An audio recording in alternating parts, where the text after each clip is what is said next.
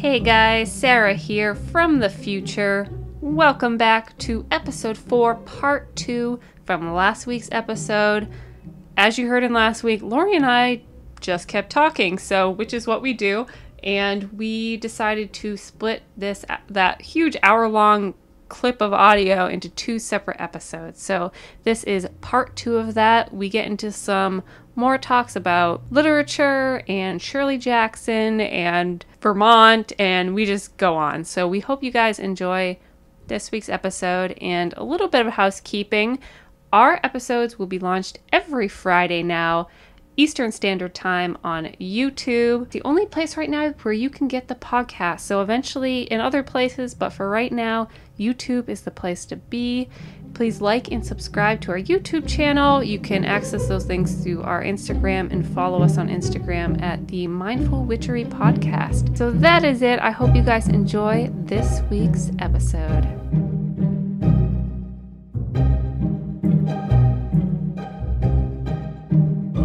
So there's just so many books out there that we are going to be looking forward to sharing with you. Books, adventures, and all kinds of things. So this is just, I think we went longer with this than we even thought we were going to. Yeah, and when you were talking about The Great Gatsby, I kept thinking about Emily Dickinson, too. Like, I would love to just talk about just women in our art history and literature, and that's why we want to talk about Shirley Jackson, too, because we both saw the movie. Yes. And what's her Elizabeth Moss? Elizabeth Moss. From Handmaid's Tale. And Mad Men, which is one of my all-time favorite shows. Have you ever seen Mad Men? Yep. I have seen more times than I'd like to admit. It's one of my favorite shows in the whole world. And in that, I hated her.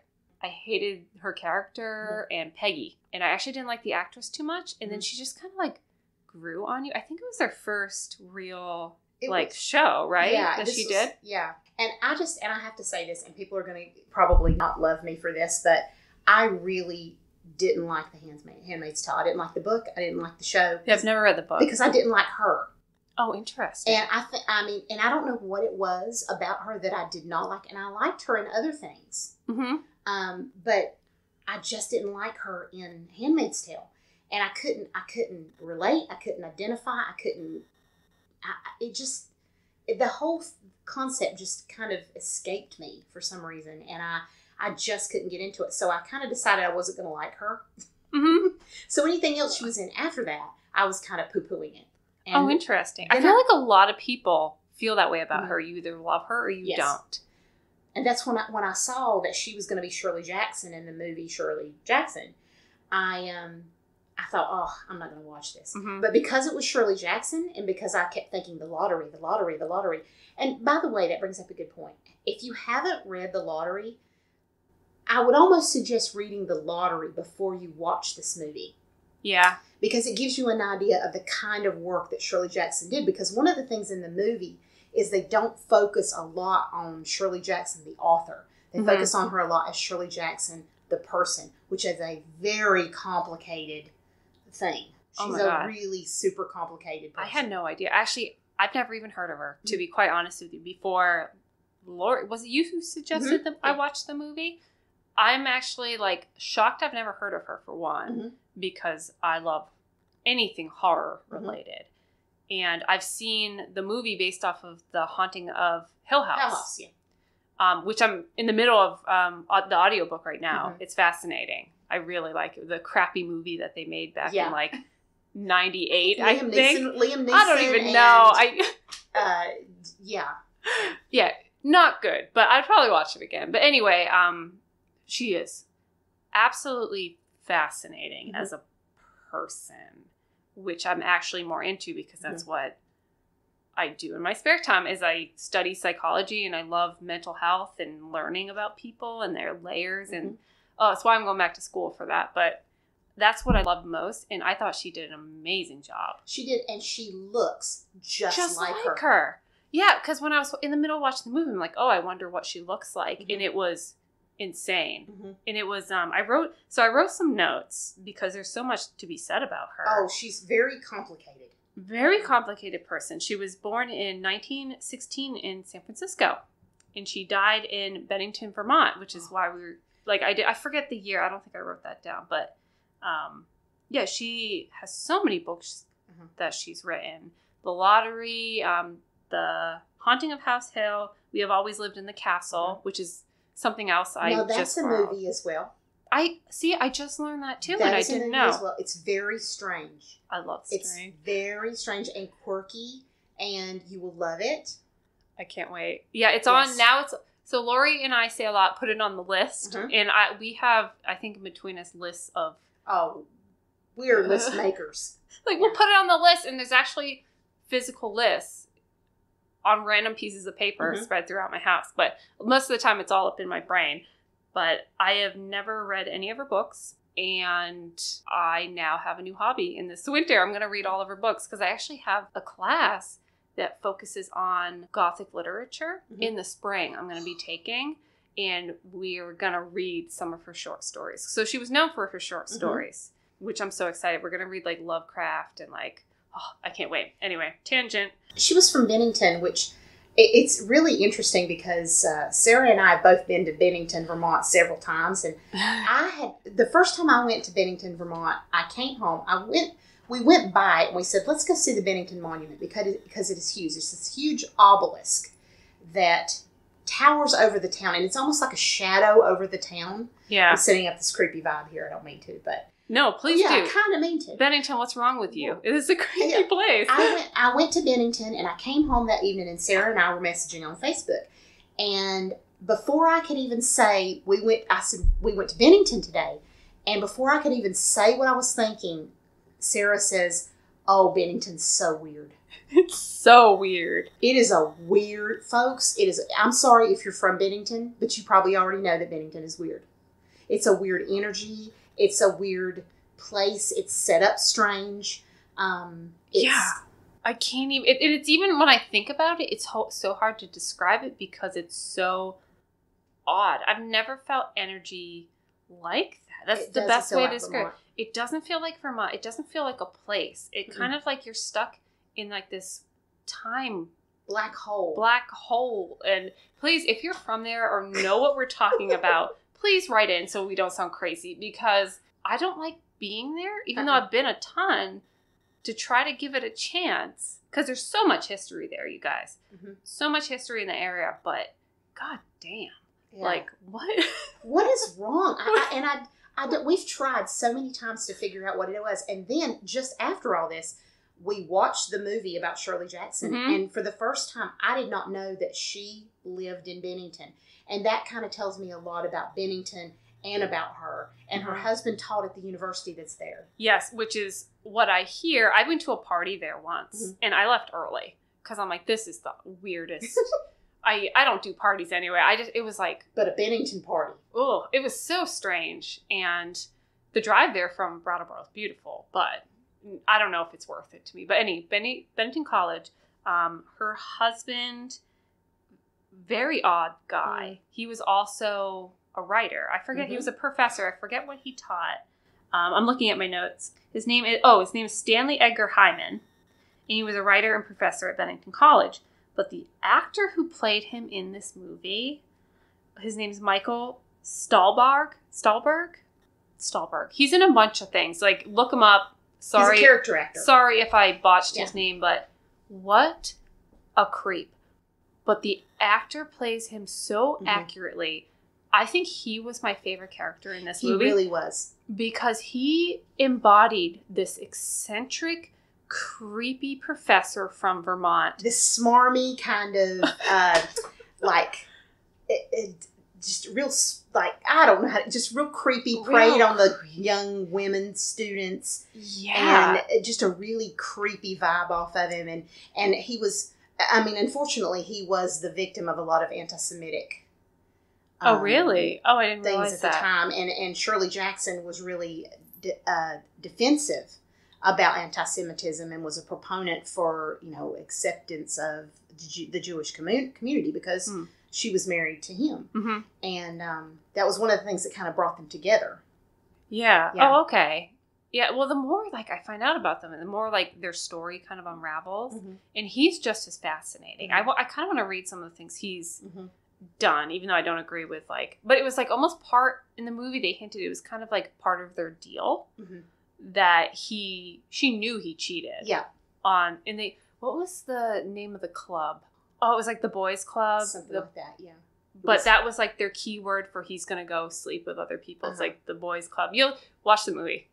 You just have to watch the movie. It's just incredible. What's her name? Elizabeth Moss. Mm-hmm. I think that you're going to see her and the actor that played the husband. I think you're going to see them both at the Academy Awards next year. I really hope so. I really, and if not, it's a shame because it's a shame. It's very well worth it. She had to have done a tremendous amount of research to play that role because it's a complicated role. It's multidimensional like nothing I've ever seen before. And she slowly goes deeper into she goes down the rabbit hole into mental illness in these phases, and it's just so incredibly tragic to see, but at the same time you expect it. And for her to be able to, well, I think one of the things after watching the movie, I think that her husband was kind of almost threatened and a little jealous of her talent. Yes, yeah, very much so. And if that's the thing I think that drove him to be the smarmy human being that he was. And again, not trying to be negative and not trying to offend anyone in any way, but it's true. I mean, it is what it is. And, you know, this movie was well researched from what I understand. From the detail, because that was the part I picked up on is to the very detail about mental illness. I forget what she had. I know she had chronic depression, but was she bipolar? I think she was bipolar. If I had to guess. Yeah, let us know if you know. I'm going to look it up after this. And that's the weird thing is they actually don't say. They don't say. But they wouldn't have at the time had the word bipolar. Bipolar wasn't a term. No, it wasn't. It was like... Depression. Yeah, which was like a big...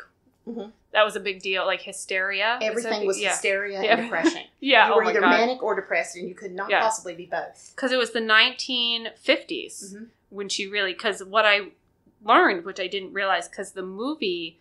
I read a lot about the movie afterwards. And even her children, she had 4 children, which they don't really talk about in the movie.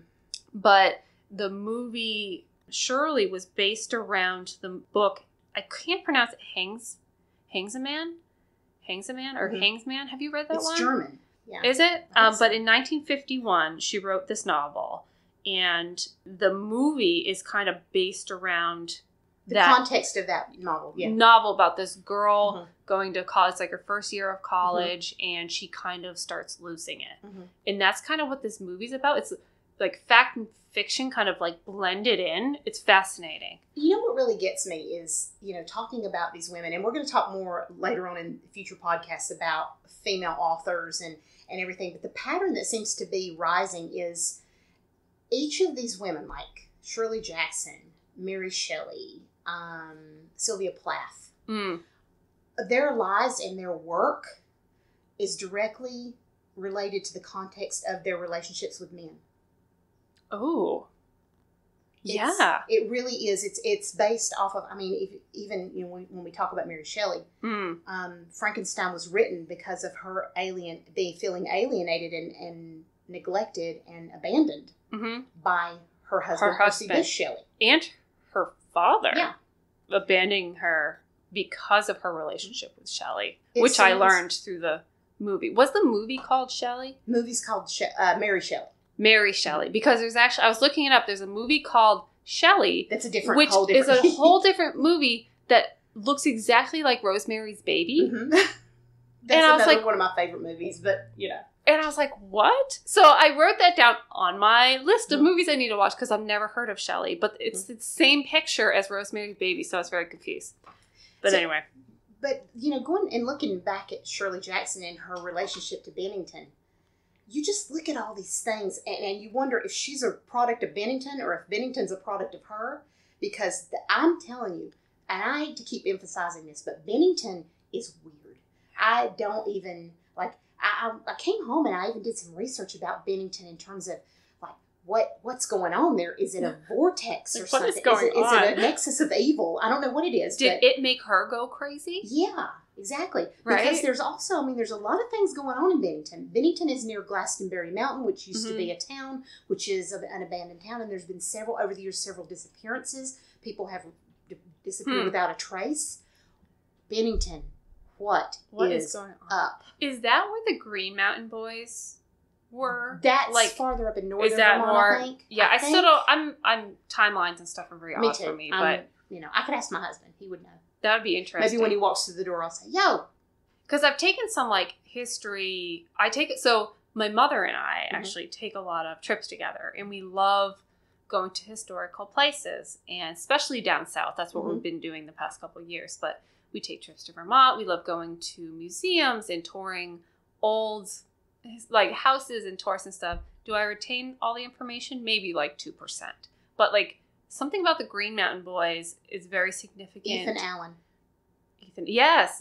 And it's very significant to some history that we learned down in the South Carolina area. Like there was like this strange connection to it. I don't remember. I don't know. I just thought of it. That's why I said it out loud. But so New England is such a fascinating place. It really is. Vermont is so odd. It really is. And folks, I'm telling you, we both love Vermont. Love Vermont. My husband and I literally, we are planning to live in Vermont. That's our plan. A tiny house in Vermont. And I love it up there. I love the people.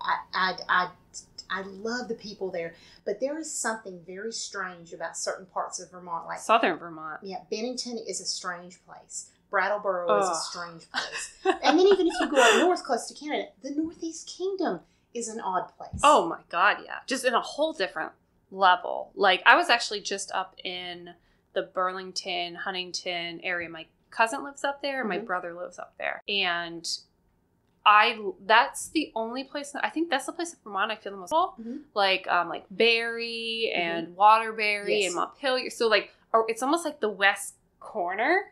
I love Montpelier. I love it. And if you guys have never been there or even live in New England, have never been there, you know, once all this quarantine's over and you have a safe place to be and can kind of be around people, go check out Lake Champlain. Go check out the Ben & Jerry's factory. Like, there's more than that, but there's the Vermont Wildflower Farm. Shelburne Falls Museum. Oh, no, Shelburne Falls. Shelburne Museum. Yep, Shelburne Museum. And then just hit some of the beautiful small towns. I mean, Ripton, Vermont, 500 people, 20 minutes outside of Middlebury.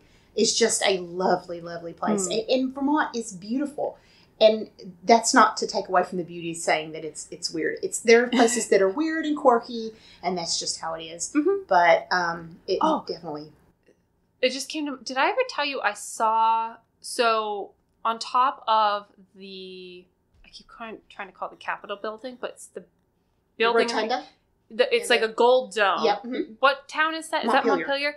So on top of that is this statue. Is this huge statue, and couple years ago, I believe. I might be botching this whole story, but a couple years ago, they had to take it down. It got destroyed or something. It was very old. The person who originally did it, it's wood, and it was all hand done and whittled and stuff. So they took it down because they needed to make a new one, something like that.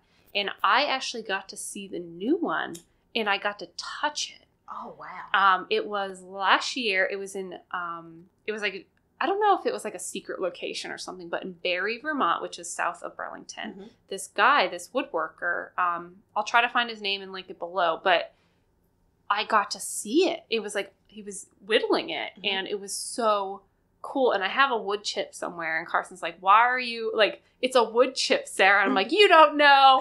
This is history.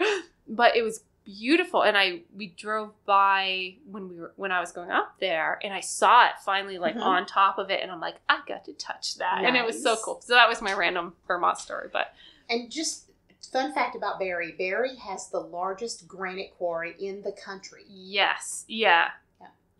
Barrie's interesting. Friends of ours live there, and what's the name of the cemetery there?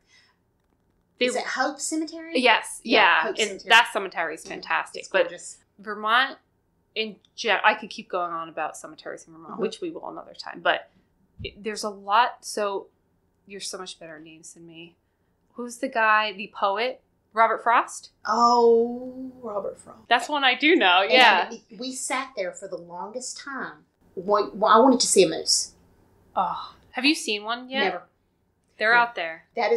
That's my goal. Before I die, I want to see a moose.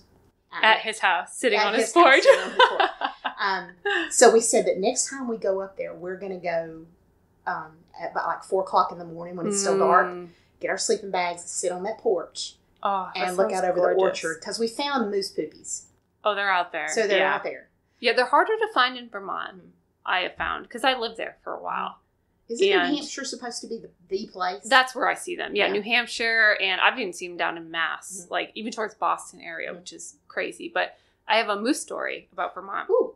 So I don't have a moose story about Vermont. I was almost 18 or 18, my family moved from North Reading, Mass, and we moved up to Brattleboro, Vermont. So my sister at the time was going to Keene State College. So like, we were trying to move to Keene, which is right next door pretty much. It's like 20 minutes away. Podcast. We'll talk about that later. So, and that's where my husband's from, is Keene. And we love Keene.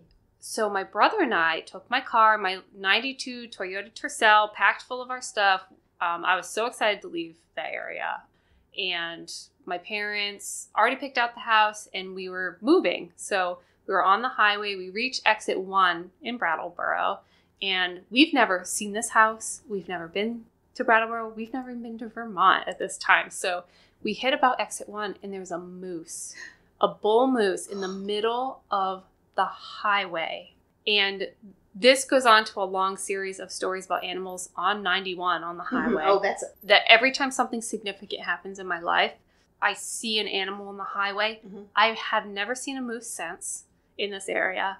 And my brother and I, we had to stop and we're like, what? Like, what is going on? So that, to me, was like, oh, this was supposed to happen or something. But then we ended up moving to Vermont and we're like, where the hell did you bring us?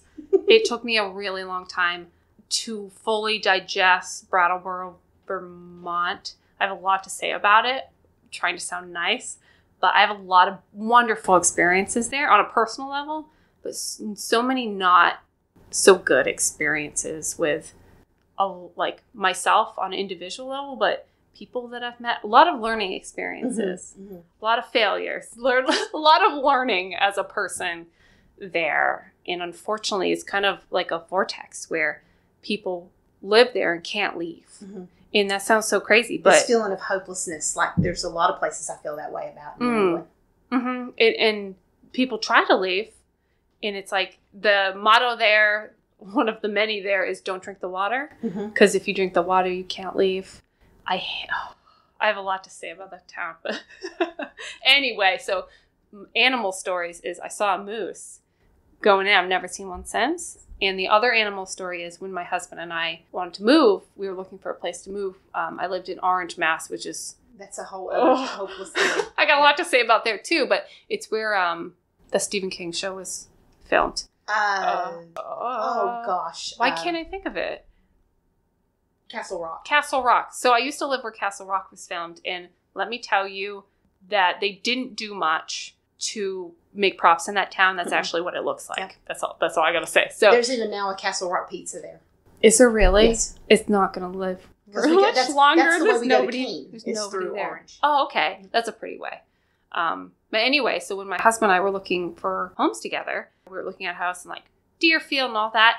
In the middle of the highway, Lori, the first thing that ran in front of our car was a deer, full male deer, huge horns, everything. We almost hit it. And then a little bit farther along, maybe like half a mile, a huge brown bear walked in front of our car on the highway. Scary. And then we found a house. Yeah.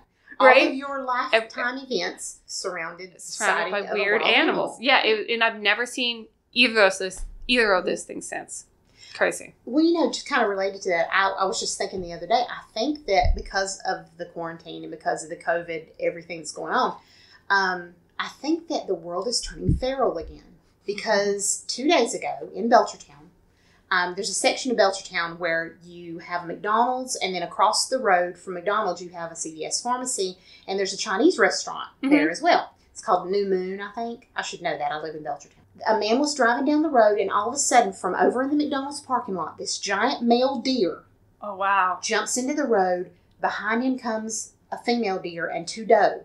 Wow. And they run across the street, and the male deer rammed into the glass door of the Chinese restaurant. Oh, my God. It was destroyed. Oh, my God. The world is going feral once again. So you may be seeing more animals soon. I can't wait. I need something new to happen, so... The weirdest thing I've seen since I've been here was one day I was taking the kids to Turner's Falls. which is a lovely town. It is now. Yeah. Now it is. But I was taking the kids to Turner's Falls, and we saw a duck, a chicken, and a goose walking down the road together. Oh, my God. And I had to stop and say, what are they thinking? I just wonder what they're thinking right now. Oh, you're my pal, and we're going somewhere. And we're going to go on a trip. Yeah, we're going on a trip. I'm surprised they didn't have little luggage with them. It was so cute. Oh, my heart. Yeah. If they were all wearing, like, little hats with suitcases. Oh, my God. But it was the most bizarre thing I've ever seen animal-wise, since I've been in New England. Yeah, and Western Mass is a whole different bog. Very different than Vermont. Yep. Very different. Like, as soon as you cross the border, you know. Mm-hmm. And that's what it's like with, especially New Hampshire. Mm-hmm. The moment, there doesn't even need to be a sign. The moment you cross the border, you know you're there. Just the smell is different, the energy is different. And we live in a place which is very different from other people in the United States. We can literally access our states very quickly. Like, I could be in Vermont in 15 minutes or less, and I could be in New Hampshire in 15 minutes or less. And even I live really, like, farther east than you, and I can be in Keene, New Hampshire in an hour, and I can be in Brattleboro, Vermont in an hour. So it's really easy to get from state to state. But speaking of that, just so you guys know, right now, if you're going to go to another state in New England, please call the health department in that state before you go. I know our Governor Baker has said that New Hampshire, Maine, and Vermont are welcome here without quarantining. It's not that way if you go into the other states. So I just want to take a moment to say that. Please call the health department in your local or in the state that you're going to. So if you're going to New Hampshire, call the health department in New Hampshire and find out for sure, because they're going county by county. And it has to be a certain number. I think it's 400 per million cases. Yeah. If it's over that, you cannot go into Vermont without quarantining. You will be fined. Yeah, and please don't. That's the other thing, too. It's like, if you're coming from a place where there's high COVID numbers, just be responsible. Because I think literally Vermont is 80 per million. Right now. I mean, they are very low. And New Hampshire is one of the 4 states now that is seen as really making a dent in the COVID activity. So Massachusetts right now is, we're not doing horrible, but we're not doing well either. Yeah. So because each county here is so different. Yeah. And I don't know if you know this. If you know New England, it's hard to explain. It's kind of different from other places I've lived. Every county there's such a contrast. They're big counties. Yes. There are few counties, but they're big. Yeah. And so like Worcester versus, this area, it's like night and day. And we're not that far. We're like 45 minutes away. So, like, Boston to here is 2 hours. Not the same. Just be very careful about that. We were going to go to Vermont last weekend. And for some reason, I just said to myself, I need to call the health department because it was all the quarantines was so confusing. So I called, and this really nice but very stern lady, she asked me what county I was from, and I said Hampshire. She said, you absolutely cannot come into Vermont without quarantining for 14 days first. Wow. She said, and they're looking, the state troopers are looking for out-of-state license plates, and they will stop you, and they will say, where are your COVID 72-hour negative results? I've seen them out there. And did you quarantine for 14 days? And if not, you'll be fined, and the fines are hefty. Yeah. So... $500, something like that? $500. And she told me, she said, if you were from Franklin County, you would be able to come because they're like less than 400 per million cases of COVID, where Hampshire County right now is over 1,200 cases per million. Wow. We went from 400 to 600 to 1,200. And that's because people are not wearing masks. And they're gathering.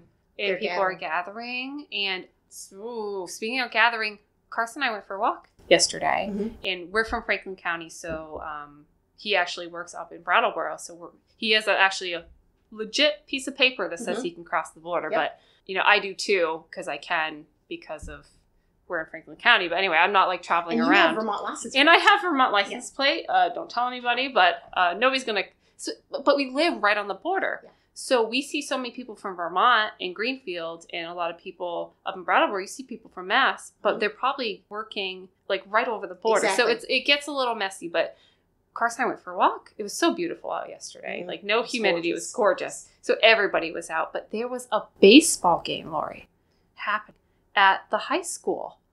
What? And people were gathering. There was a game going on. there was full people.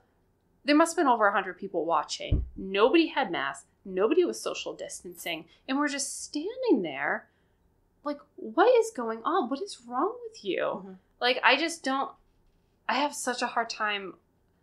Like, I get different points of view about why people need to gather and all that stuff, mm-hmm. because they're bored or they need to socialize and it's good for our mental health. But it's so much more than that. Mm-hmm. Right now, our physical health has to take precedence. Yeah. And normally I would never say that, but right now it's just like when we're talking about the different school options. Mm-hmm. My child's physical health has to take precedence over their happiness right now. Yeah. I know my kids have both said they're teenagers. They want to go back to school. They want to socialize with their friends. Of course. I would love to socialize with my friends. Yeah. But right now, it precedence. Yeah. And we have to pay close attention to that. And with the mask thing, the mask is not to keep us safe. Yeah. It's to keep other people safe. You safe. And the thing is, Japan has been doing that for decades. Yeah. If you watch something on the news about Japan, you'll see people wearing masks. That was decades before the corona thing, because it's in consideration of people who are out there that you might sneeze on. So if you have a cold, you wear a mask. And they've done that for decades. And that's what has kept their numbers so low. Yeah. And wash your dang hands. Wash your hands, folks. Please. And I could say a lot. That grinds my gears. Yeah, that's another grinding my gears. Just step outside yourself for a second and think about how your actions affect others. And it's not about taking away anybody's rights. I mean, for that matter, I have a seatbelt. Mm-hmm. I mean, I could argue that, well, you're taking away my right not to wear a seatbelt. But it's for my safety that I'm wearing a seatbelt. So sometimes physical health has to supersede anything else. Nobody's trying to violate a right. We're just trying to keep people safe and make this thing go as far away as it can. And this isn't political. No. This is not... has nothing to do with political. It has nothing to do with religion. It has nothing to do with anything. It's like facts, people. Mm-hmm. It's facts. It's science. Trust the science. And just do what we need to do so that we can get rid of this thing and things can go back to normal. We don't want to be normal before we're supposed to be. Yeah, because personally, I have an autoimmune disorder. I have several, actually. Yeah. And so does Lori. And I actually found out that it's even worse than I thought, which I'll talk about at a different time. But once I get some more facts in line, I cannot go back to work for a while, even more than I thought. And the longer that people are out there not wearing masks or not taking these precautions, I have to stay in. Like, I go to your house, but I'm literally not going to go anywhere else for weeks. I went to Vermont, but I quarantined for about a month after. So I've actually been home. And, we'll go for walks and stuff. That's us. We go for drives. Yeah. My car has got lots of miles during this quarantine. So it's you can still do stuff, but it's really important we learn how to be more resilient and learn how to pivot, because life isn't black and white. Absolutely. And things are going to change whether you like it or not, because that's life. And it's important that we learn to adjust and, enjoy your car more. Enjoy the woods. Just don't go where I am. Yeah, exactly. Stay out of my woods, but stay out of my space. Yeah, and step out of people's way. If you see them walking, be considerate. Don't be like the Karens from yesterday that walked right into my friend and I because they didn't want to move out of the way. And I've seen, Facebook posts where people are saying stuff like, well, I was walking down the street with my kid and somebody walked by me and they put their mask up before they walked by me, and they were literally offended by that. I'm like, you don't understand. You should feel really, really good about yourself because they cared enough about you, because they're not caring about themselves. This is not, you don't wear a mask for yourself. They were caring enough about you and your health to put their mask on. Yeah. It's just the... How can you be... I don't know. In the end, this is our opinion on it. Don't come at us. No. It's just keep it to yourself. It's our opinion, and we just want everybody to be safe because everybody who's taken the time to listen to this, we care about. Yeah. Yeah. And if you don't want to listen to us, we still care about you. We still care about you. We're all human. Well, I think this is a good ending after our COVID rant, but thanks for listening. And folks, just so you know the planning of these things, we planned on 2 totally different topics, and we didn't get to them yet. No, not really. We So touched upon them. More fodder for future podcasts. So we really hope that you're enjoying these, because we're enjoying doing them. It's like getting to do something you love is such a huge honor, and being able to hang out with your friends and banter is so much fun, and we hope you're enjoying it as much as we are. Yeah, and just connecting with you guys, and we would just love to hear what you guys think and what you want to hear and talk about, and we do have some special guests too. We even have planned. Mm-hmm. We're doing this. We're making it official. This is going to be a thing. So we have lots of things. And as we keep going, there's going to be lots of things that we're going to go on. We're doing the things. Yeah, because we don't like to plan, especially things that I have my notes, but I know I have my phone in front of me that has little facts on it, just in case I need to remember a book or a person, something like a website, something like that. But other than that, we're just free flowing here. Yeah, and we love New England, so we'll just keep talking about that. There's always something to talk about. Absolutely, whether it's weird or beautiful or creepy or whatever. Yeah, bring it on. Let us know. Yeah, and mindfulwitchery@gmail.com. Send us whatever you'd like. Just don't send weird.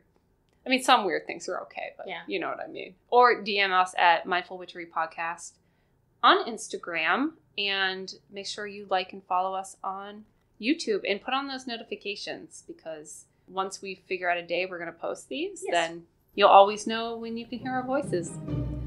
Yeah, I think that's it. And thank you for listening. Thanks for listening, guys. Bye.